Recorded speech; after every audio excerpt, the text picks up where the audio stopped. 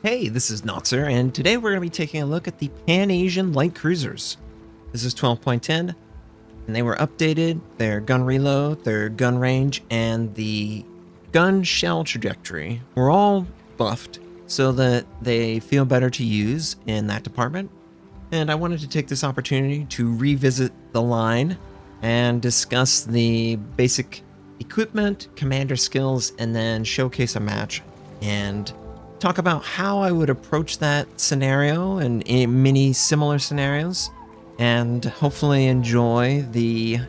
Honestly, it was an epic match that happened right off stream, so I was really pleased with the results. Hopefully you will be too. But first, the Pan-Asian light cruisers. We're focusing on the Jinan just because it's tier 10, but this kind of applies for them all.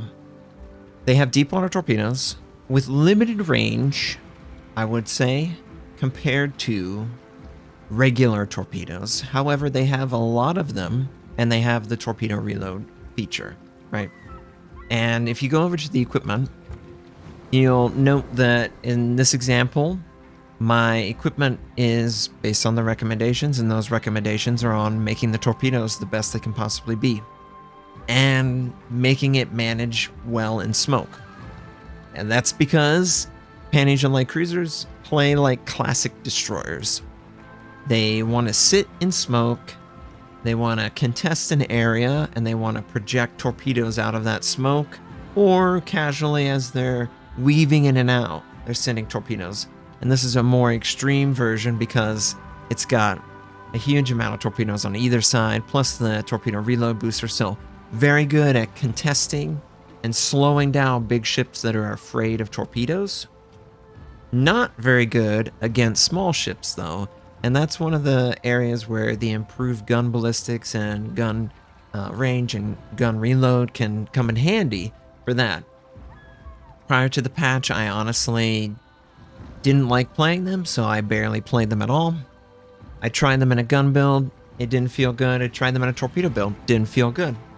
But now I have approached it, and I feel much more confident about it. So obviously, torpedo equipment.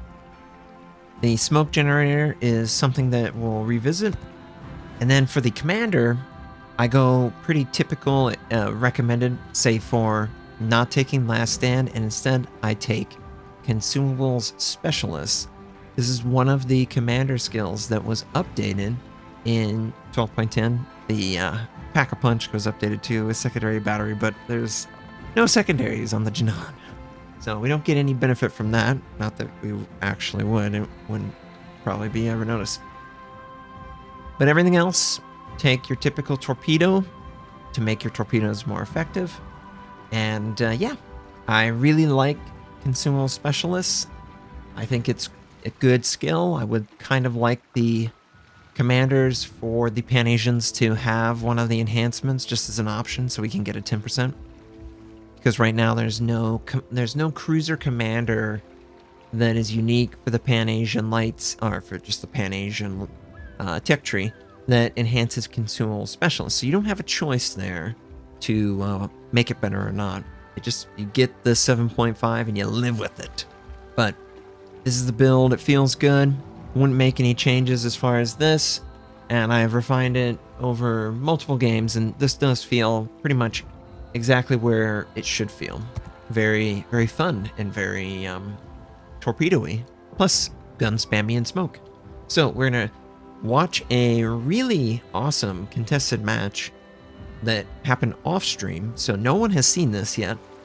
All right, gonna show this match off, and hopefully you guys enjoy it. Now the matchup: 1 aircraft carrier, 5 battleships, 3 cruisers, and 3 destroyers. So it's not the worst matchup, but the aircraft carrier will be an annoyance. So I'm using the same build that I just showed with the equipment and the commander skills, and hopefully we can battle the Atlantic well for our team. Now, we spawned in the northeast side of the southeast side. That means that C, B is probably most likely the 2 points that I'm going to have to consider. And also, take note, we only have 3 players here. 1 DD, 1 cruiser, 1 BB. So we're in a really tough spot where I kind of have to stay here no matter what. And it looks like we're actually going up against someone who has a press account or is a secret CC. I don't know exactly who that is. But enemy aircraft carrier goes right for this area, so we're going to activate our defensive and also our priority sector. And I also want to try and double up and clear out the fighter that is used to prevent the Fletcher, and any DD for that matter, moving into an area. There's really no reason to not kill it quickly before the enemy gets into position to actually land shots on you. Yeah, you're spotted, but everything's 20 plus kilometers away. Probably not gonna hit me, but getting that fighter out of the area opens it up for my teammate, and it just ends up feeling better, and I get to go where I actually want to go. He does see us, but we were already seen by our location to the first fighter group, so that's not really a big deal at that point. Now we notice that C point is being captured by the enemy team, and they drop a fighter, so that means that the enemy is capturing somewhere underneath that fighter. I would guess the friendly aircraft carrier is going to go looking. Meanwhile, I take this opportunity to send torpedoes down a high traffic zone, trying to catch the incomparable or slow him down. And friendly is able to catch sight of the enemy DD, which is a great situation. And I note that the Fletcher, he dropped his smoke. Second greatest smoke in the game, next to the Pan Asians, I believe. So this is a great opportunity for me to do what I do best, farm some damage with my guns and my torpedoes. So that first set was sent with the intent to try and cause a little bit of a slowdown. Hesitation, controlling space. That's what having this amount of torpedoes really does. And because of the way the torpedoes work, you kind of split the heavies from the lights. The lights will continue going forward because they don't feel threatened by deep water torpedoes, because you have the DDs and the submarines who can't be damaged by them. But in doing so, they separate it out so that they are closer to you and you can affect them more. So it ends up feeling really nice. Good spacing overall. We're still making good use of the smoke. Looks like we might land a torpedo. Oh, nope. Torpedoes on the incomparable, just a little short. Team takes B point, but it is contested, so I imagine there is either a Napoli or, yep, there's a smoked out Napoli contesting B. This enemy GK, he's trying to do everything in his power to maneuver into an aggressive position, and I just don't want him there. I feel like if I can send torpedoes and harass him enough, then he will have to redirect his attention. Friendly was able to take out the enemy DD that was caught out in the open. I don't know what he was attempting to do. We are able to shoot down the spawning aircraft for the GK. That definitely will cause frustration. Enemy Hindenburg is actually on approach in the north side, and we take a look. The smoke is dissipating from the Fletcher, so that is going to be something we have to consider. So I try and move away quietly without taking too much. I'm going to put a torpedo in the water, and that torpedo is supposed to close off the Hindenburg's maneuver around the island. It does look like he wants to just kill the Fletcher though, so that's just not good. And the Jinan and all Pan Asian lights pretty much have torpedoes on both sides of their ship, so, and they're always on reload cycles, so just gotta push them out to try and weather the storm. I mean, a GK, secondary battleships, they want to push. They want to push really, really hard. Friendly Fletcher is wiped out. That Hindenburg actually ended up going north of that island, so we could very well clip him. But my two torpedoes are easily spotted by the GK's hydro. He knows it, but because he knows it, he has to pause, giving me a golden opportunity to change my approach or potentially pop smoke and harass him over the island. Either way, I was in a good power position. You want to do stuff like this with the Pan Asian lights. They have not the best shell trajectory, So you still have to be careful with active maneuvering, but over islands, this is easy for me to farm. The only thing that's not easy is this fire chance, man. Where is the fire? I imagine he probably used damage control to make himself immune to like torpedo damage, but I still want to do some fires. And we're still doing a good job. Hindenburg, yep, there's a fire. Hindenburg moves to actually capture C point. The enemy, Incomparable, makes his way back over here. I mean, these battleships have not gotten over to C point. They have been away from it the whole time. And yeah, maybe 1 or 2 times they never wanted to hit on that direction. I was going there anyway. But other times they definitely wanted to head over and support their team, and the torpedoes are just, they're everywhere. You can't not consider them. It makes it very dangerous. It feels like, you know, like an unknown threat, and teammate gets a nice bomb on that GK. I sent the torpedo, maybe he was backing up. Anyway, we have plenty of torpedoes and torpedo reload boosters, so it's okay to just throw out torpedoes. And if you are throwing out torpedoes, you want to try and throw out torpedoes around the edge of islands in high traffic zones. I do some range checking. You can deselect your target and switch between different targets and get a estimated torpedo indication, and that will tell you generally where all the targets are headed. And ooh, looks like we did have a good prediction. Incomparable is attempting to make it through this gap, but he is obviously aware, staring right at the guns. We hit him for 1 flood and 2 torpedoes. Not bad, not bad. Now he's probably going to put the flood out, which, yeah. So we're just going to fire over the island. I don't know if there's something else in range, but I just want to try to relight something to harass him further down. It's always a joy when you get a fire. And no fire. But we know he's going to be vulnerable for a bit, so I'm going to try and follow up on the back end. He's trying to make use of the islands. You know, he feels more comfortable because he can't be hurt by torpedoes that way, I'm sure.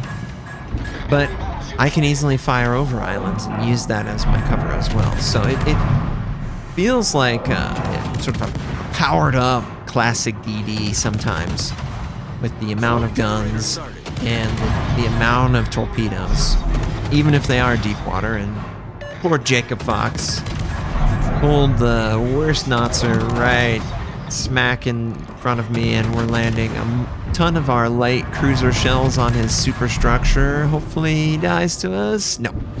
Dies to the Minotaur, but that's okay. Threat's dead. Teammates are able to recapture C point. And conveniently, when we left our smoke, a very tall midget also rammed an island. I don't know what's up. He probably was trying to run away, and he ran faster than he could drive.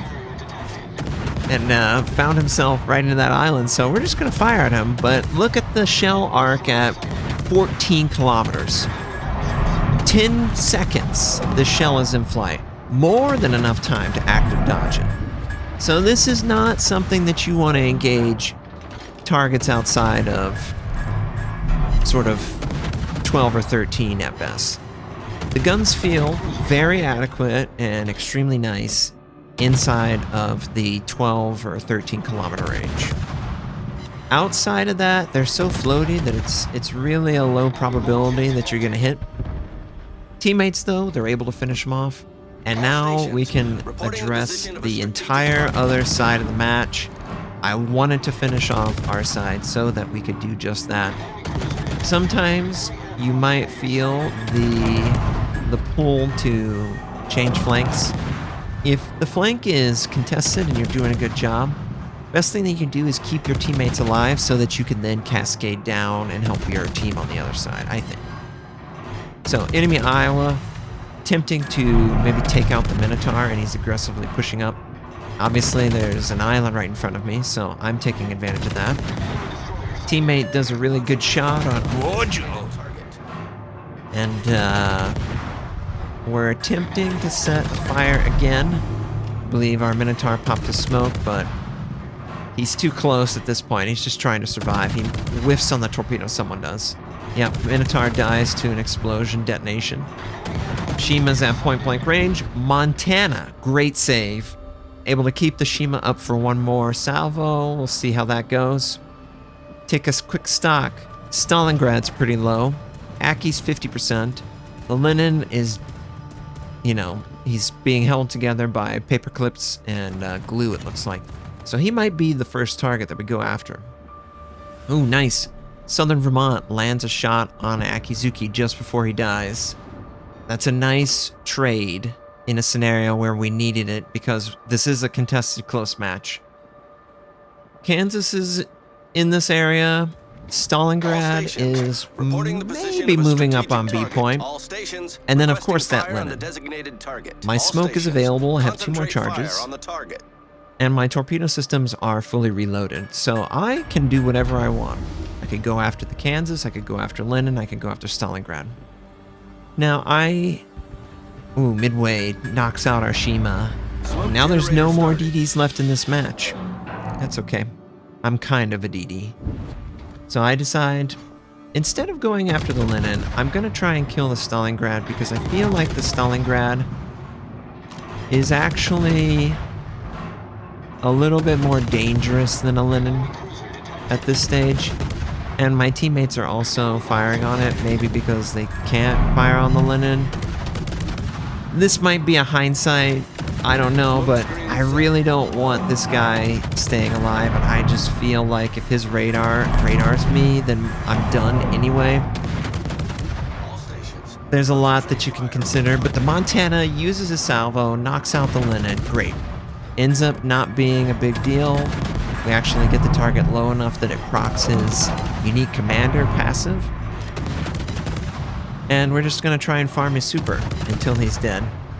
And it, again, light cruiser, but DD guns, so AP's not very good. It's better to just try and just hit super and get fire. But we've brought this back. We now have a ship advantage, and we could conceivably win the game with the well play so far. I end up leaving the smoke because I really just want to have range on the Kansas so I can set fire to him. He would just need to active dodge just slightly to avoid this, but he's not doing any of that, so it works for me. But Friendly is able to land some torpedoes, and they definitely cause some flooding. So he's going to use his damage control. He's going to be immune to fires for probably 7 to 10 more seconds.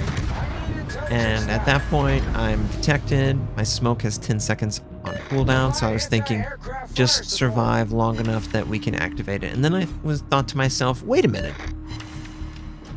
The Akizuki seems to want to farm in his smoke.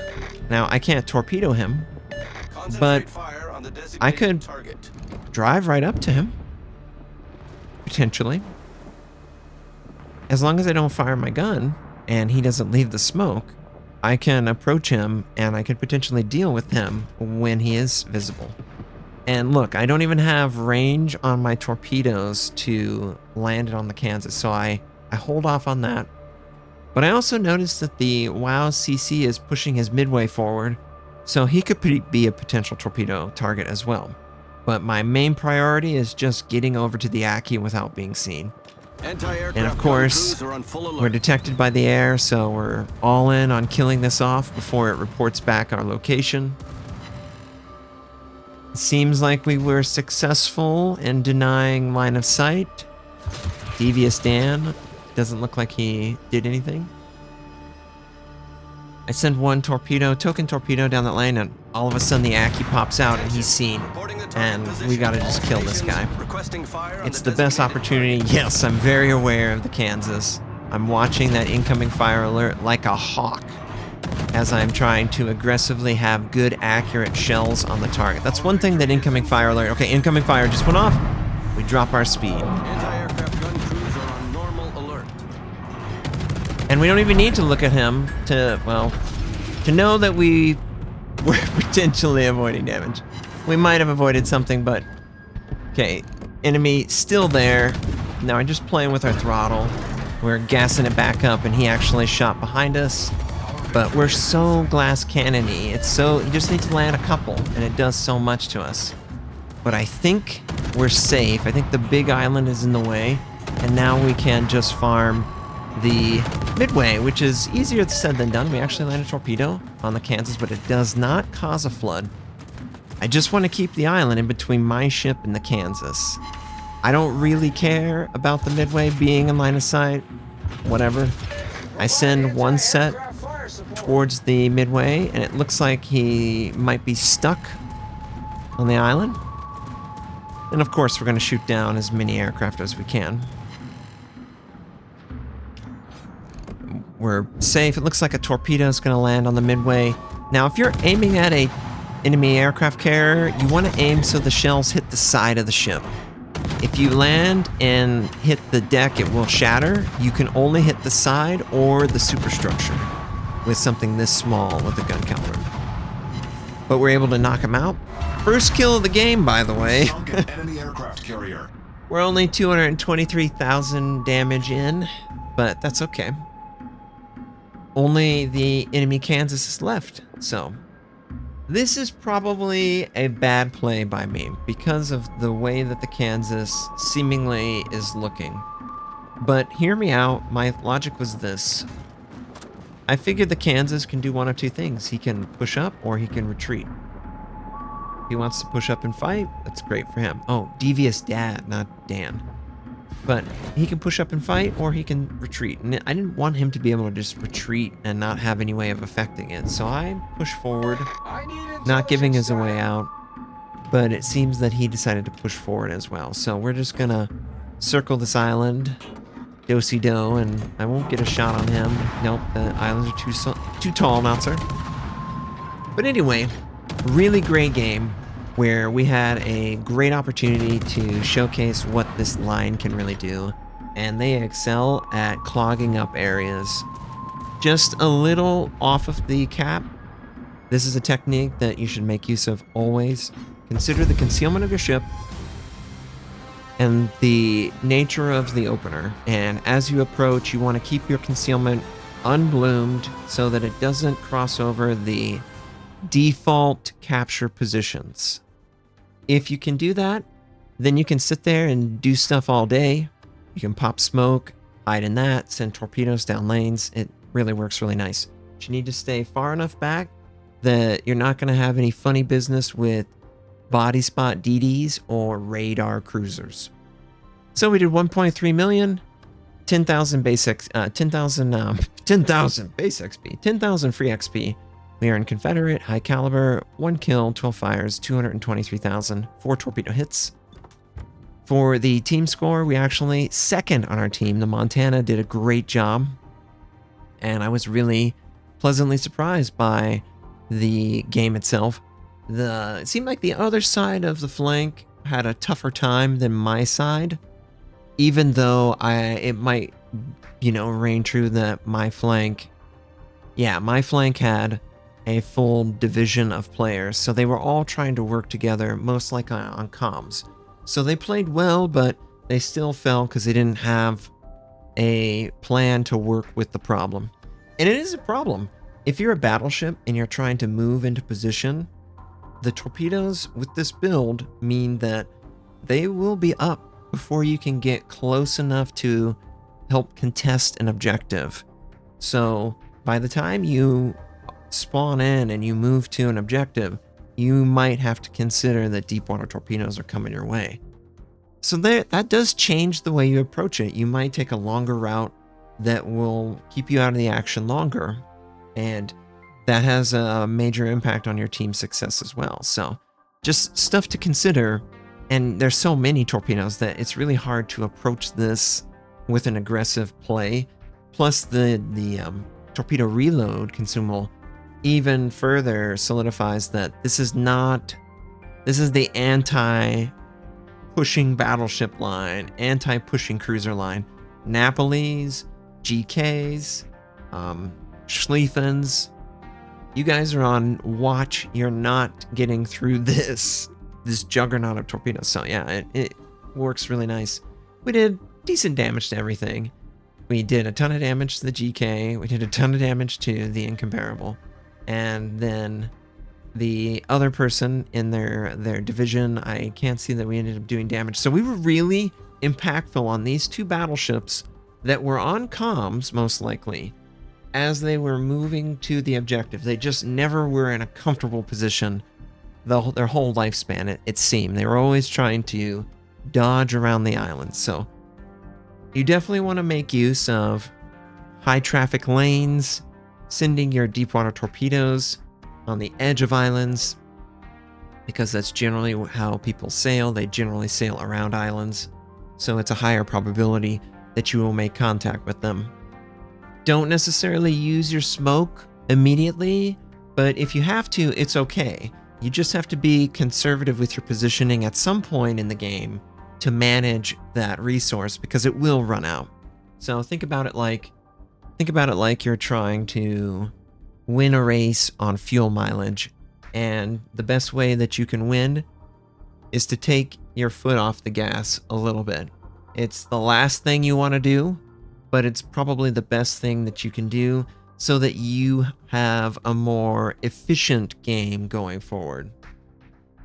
And yeah, you know, we did an excellent job. We only took a couple rounds, but it did a ton of damage. It's a very dangerous line. You have to be very aware, basically in the shadows, for the majority of a game. You can be openly firing on something if it's a DD or a submarine, but if it's anything bigger than those, it's very, very dangerous. You might very easily get citadeled and die in one salvo. But played correctly can be incredibly frustrating for the big heavies, and this game showed it off. Hopefully you guys enjoyed it. Leave in the comments what you think of this game and this strategy tactics. If you had something else you would add to this particular style of play, please share it. You saw that our AA defense was okay. It was adequate enough that we could sail around and not be detected, but it was eh. Anyway, thank you so much. If you enjoyed the content, please like and subscribe. And please join me for the next one. Take care, and catch you on the next one.